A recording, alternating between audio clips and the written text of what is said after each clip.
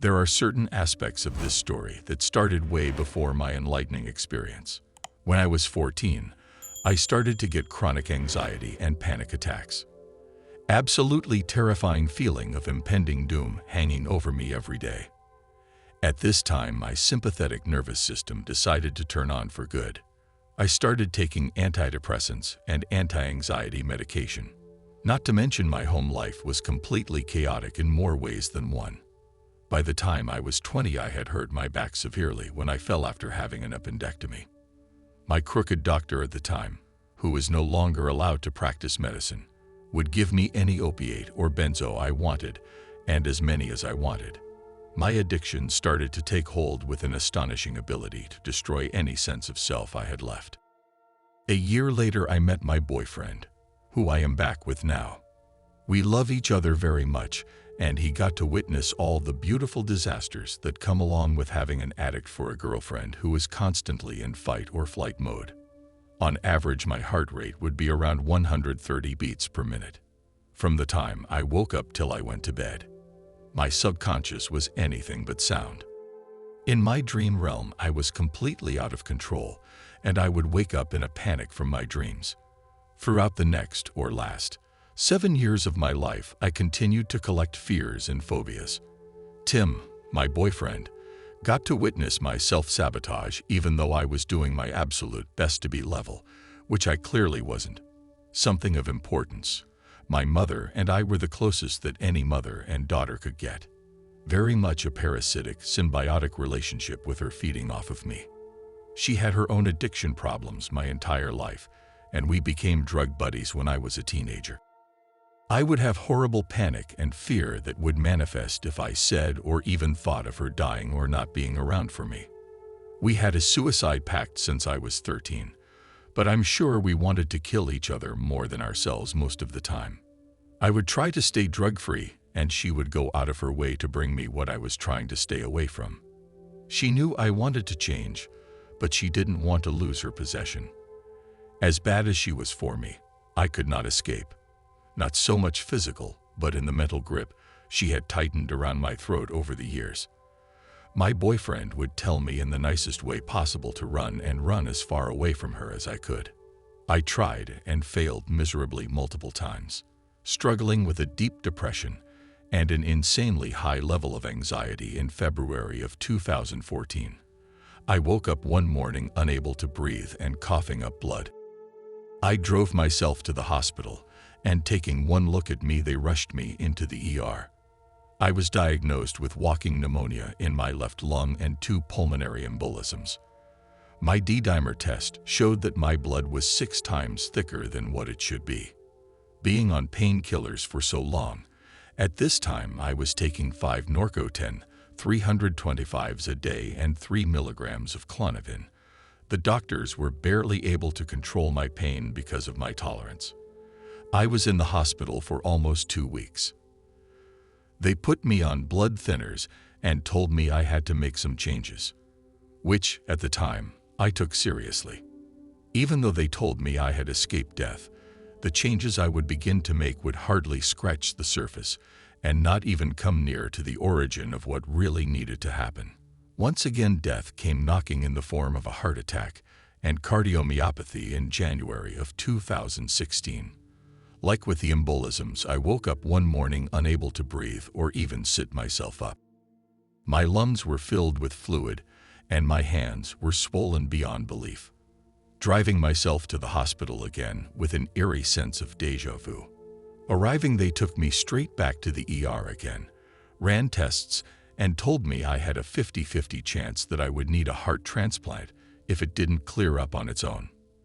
In the hospital for a week. Doctors sent me home on 3 different heart medications. I had to do a repeat of the year before with the superficial changes to come. Only this time my intake for opiates increased even higher, as well as my anxiety. October of 2016, I began a hardcore program in Alcoholics Anonymous and going back to church to hopefully contribute to the dissipation of my favorite pill. It was extremely difficult, but I had complete faith. Fighter, always been one, but fighting with yourself constantly all day is harder than one might think. When it comes to addiction, that is a subject I am extremely familiar with, considering both my parents were addicted to opiates and my mom turned to meth later. The obsession became so prevalent that I couldn't do really anything other than think about taking a pill. My anxiety soaring at this time. By December, my relationship with my mom and Tim started to rapidly decline, and another lugubrious Christmas came and went. January 2017, still trying to maintain a no-opiate lifestyle, my boyfriend and I broke up.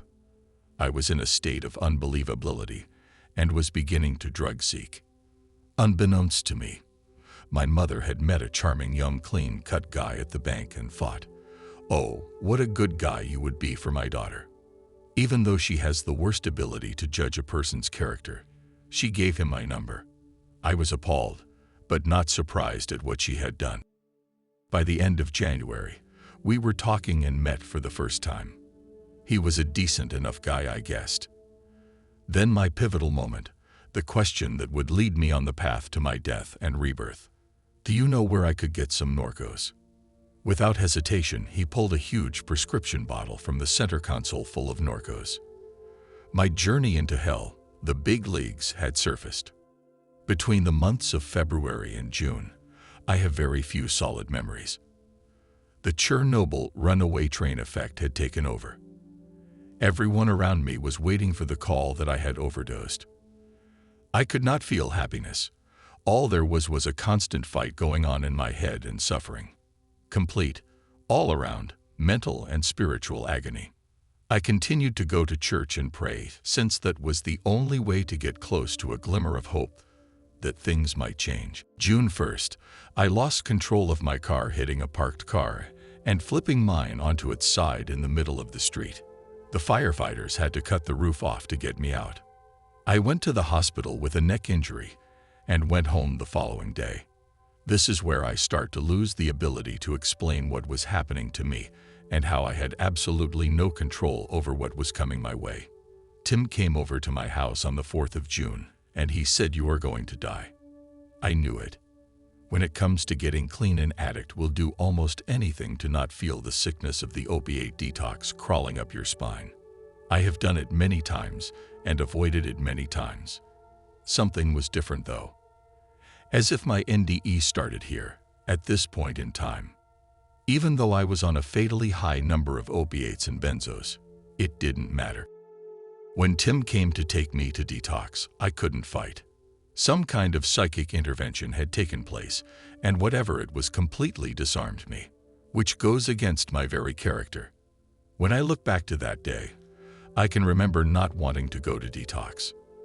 I tried to think of the path my life would take if I was just to go back home, and there wasn't one. I don't know if I would have died in a car crash on the way home. One thing I did know was that if I wanted any chance at any kind of life, the path to the hospital was the only way to go. Arriving at detox on the 6th, I wasn't scared of getting sick or of all the wonderfully horrible things to come. When you think about huge, life-changing events in your life, there are usually solid intentions behind your reasoning. I didn't have any intentions and still can't recall any. It was as though the life that I had lived for almost 28 years was going to end. I could not see a shred of future once I was admitted. In my subconscious, I had reached a limit. There was just nothing. I decided I would trust the people working there, assuming they would take into consideration how much medication I was on. They didn't. They had completely cut me off of all the opiates and lowered me to 3 milligrams of Klonopin a day along with the antidepressant I had been taking for years. The second night in detox was when the terror and sickness set in. My heart rate was at a steady 157 beats per minute, blood pressure normal range. Temperature would fluctuate from 102 to 96 and back up again. I had gone through opiate detox in the past, but nothing would prepare me for the level of intensity that was setting in steadily. On the 3rd day, I awoke into a living nightmare. Never in my life had I imagined that I could be in so much overwhelming pain, physically, mentally, emotional, and spiritually. I was drenched in a layer of cold sweat and my muscles were convulsing. I lay in bed for 5 days, 3 of which I have almost no recollection. I turned on my right side and stared at the wall, completely convinced I was going to die. There was no doubt in my mind, and the few times I made it to the phone to call Tim, I told him this fact over and over. Being trapped in the hospital, I realized there was nothing I could do. I continued to stare at the wall, feeling colder and more helpless than I had ever before. I accepted death. Then time stopped. I'm not sure if I was physically looking with my body or if I had begun to slip away, but someone was approaching my bed. He was my messenger, my guide, and he came to me with the physical resemblance of Jesus. He had beautiful light brown hair and stood at maybe 5 feet 7 inches. He wore a white suit that when you looked directly at the fabric, it had its own depth, life within it. That color had never meant so much to me until that moment. It signified purity and safety. He had sandals on and glided over to the foot of my bed. Then the rest of the memories are like still frame photos. I had left my body and was suddenly half a foot away from him at eye level. With every look that he gave me, I could interpret and understand what he was telling me without words, like telepathy. At this point, I was just air and had a 360-degree view of everything. With his face, he told me to turn and look at myself in bed. Without turning, I could suddenly see myself. I was so incredibly pale and motionless. I couldn't tell if I was still breathing. When I looked back at him, he expressed a look that said to me, "Your pain does not go unnoticed. There is this other place that exists without pain." He looked at the wall in front of me, so I looked as well. There was what looked like one of those fake tunnel paintings they use in cartoons placed on the wall. I continued to look, and the longer I did, the deeper and more distinctive this tunnel became. It wasn't a smooth surface inside the tunnel. It was gray in color and had rings all around the inside with a glossy, almost wet rock look to it. The farther I looked into it, the deeper into eternity it went with a faint light. When my eyes or vision, because I did not possess my body any longer, reached a certain point in the tunnel, everything went blank. Dark, a vast nothingness. No sounds, no emotions or fears. I had arrived to a place of light, not blindingly bright, but warm and comforting. It was a realm where the units of space and time used on Earth did not apply. In front of me in the distance was a straight line like a horizon line. It was both white and black, like a constant flickering. In the center of this horizontal line was an orb, a white ticking ball of light. It held all the knowledge that ever was or will be. It was so alive and moving so fast that it made it absolutely still, like an optical illusion. Outside the gleaming ball of white, it faded into a light yellow, then magnificent orange. I could look below and above, and it was endless. I was in a place where I had become everything and nothing at the same time, just hovering in my one spot like a gas. There was no need for me to try and travel through this realm. I just was, without my body or eyes, on Earth, what people think you need to be able to see. This place was not euphoric, nor painful. I was not frightened. I had come to accept everything that was taking place. This place had no use for fear, anger, resentment, or self-punishment. Completely silent, but loud with signals that had no phonetic structure. A language incomprehensible on Earth or with the limitations of our physical bodies. I had reached a state of undeniable acceptance and understanding. I know I wasn't asked if I wanted to return to my flesh, but something pulled me back to it. The next thing I remember was the nurse coming in to check my vitals, which they did every 4 hours. I'm not sure how long I was gone for. Could have been 4 minutes or 4 hours. The next couple of days I was still incredibly sick and unable to process what had happened. All I know was that I wholeheartedly believed I was going to die. That is a very defining moment, knowing you are going to die. Upon leaving the hospital on the 16th of June, a new version of myself had emerged. Mentally, the anxiety and fear that ruled my life for so long was completely erased, as if I had never had it. The addiction that followed me for so long was missing too. For me, dying was a purification process. I went to this other place where all the things that had controlled me before did not hold water, and when I returned to my body, all those debilitating ailments had vanished. Like I was filtered and only my purest self was allowed to return. This does not mean I was not in a state of shock. Almost everything was the same, but it had all been altered slightly. My body was picking up on all sorts of signals. I had a physical panic attack, where my body was in fight or flight mode, but my higher brain was in a complete state of calm. It took my body a few months to start listening to my brain. When I got home, I had to unplug everything electrical, especially the Wi-Fi. I could feel a buzzing within my somatosensory nervous system. Within a week of leaving detox, I had stopped my antidepressant and my anti-anxiety medications. This was the first time since I was 14 that I was not taking any pharmaceuticals. It's hard to explain my life and state of mind. How it is now. It's only been 5 months in this new life. I'm sure without a doubt that if I hadn't had this experience, I would be dead. My boyfriend Tim looks at me in amazement with all the things I am capable of, and just the things that I beseech. The things that have had the biggest impact on me in this alternate reality happen without notice.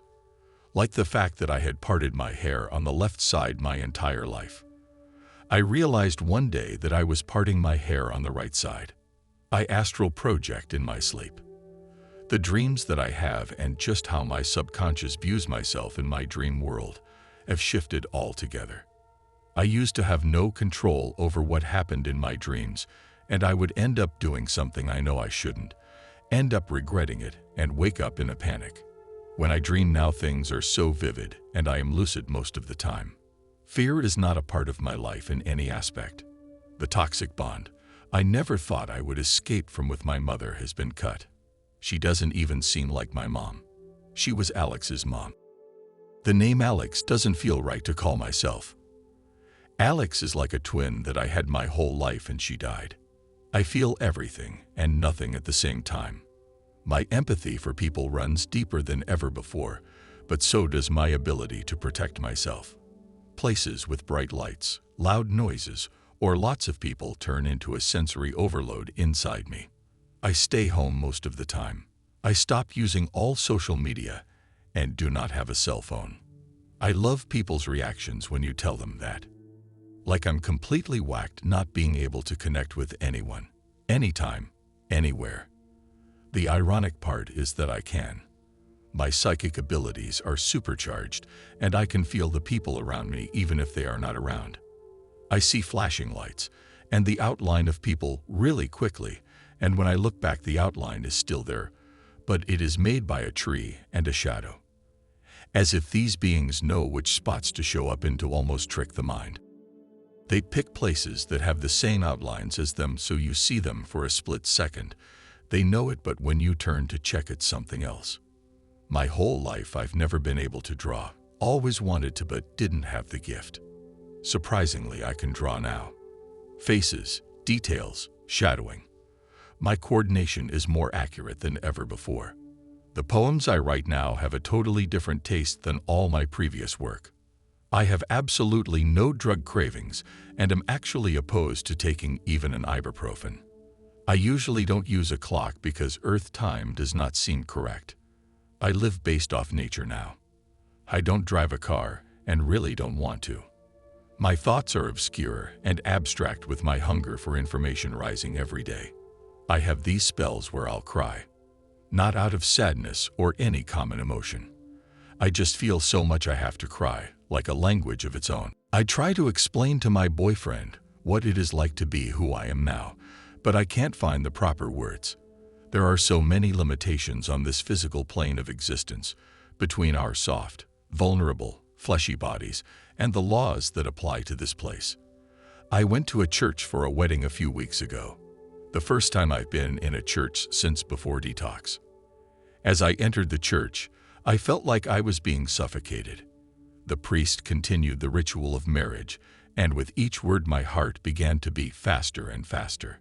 Not a panic, but overwhelming uncomfortability. It's not that I don't believe in God anymore. It's that I know the truth and the power of the Spirit, And to me now the church represents all the lies, and I can see everything it isn't.